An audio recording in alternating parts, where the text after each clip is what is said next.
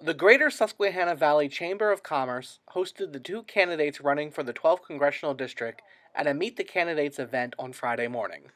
What do you see as the major problem or problems facing the 12th Congressional District, and what would you do in Congress to try and solve them? We'll start with Representative Keller. Thank you. Traveling around the 12th Congressional District, getting reacquainted, because I traveled down a lot when I bought lumber.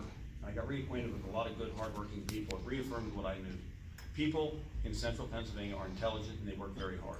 They want a government that's not going to define them. They want to be heard and make sure they define the government. What's important is a few things. Health care.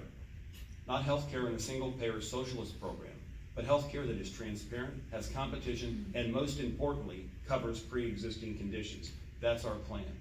Also, economic development, making sure people that are graduating from school, families have told me that they want to make sure that they can live and that their children can get family-sustaining wages. We do that through investing in education and also broadband internet access. That's an important part of the infrastructure program. So when we're looking at infrastructure, it's not just roads and bridges, it's broadband internet access, and it's also gas pipelines. We need to make sure that we can get this energy delivered to the markets so that we don't have to rely, like they did last year, on Russian energy up in New England. A lot of things we can do for our national security and the betterment of the people. There's been people campaigning on the Green New Deal, saying it's a jobs bill. It's not. That's telling you how you would run your business, what car you would drive, what home you would live in, what food you would eat. The single-payer healthcare system, that doesn't work. That's another government control. We talk about life and death decisions. When you have a single payer, all you have to do is look to other countries that have had that and think about Alfie Evans and Charlie Gard when the government bureaucrat told them they had to remove their children from life support. That's not the kind of government the people in the 12th Congressional District want, and they do not want anybody that's going to abridge their Second Amendment rights by calling for bans on classes of firearms. Okay. Mr. Friedenberg.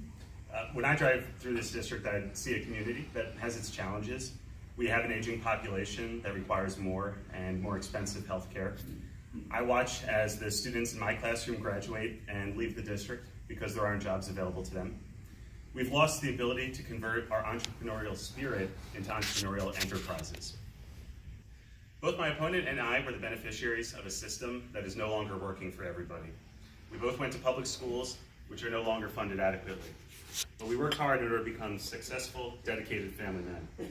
But those opportunities aren't available to too many today because jobs are aggregating in New York City and Chicago and LA and in Philadelphia and not in central Pennsylvania.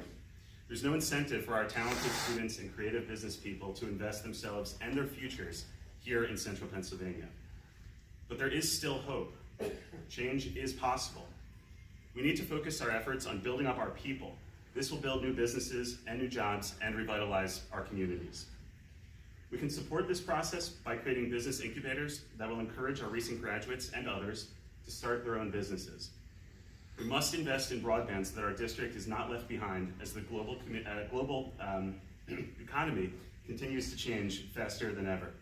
By expanding broadband access, we can make sure that our community is able to take advantage not only of consumer conveniences like e-commerce, but also telemedicine, remote working, distance learning, and the next generation of advanced agricultural technologies. The values of hard work, commitment, and self-reliance aren't dead in America, but we must, as we always have, give everyone a chance to succeed. As the middle class gets hammered by forces out of its control, there is no way we can ignore what is happening.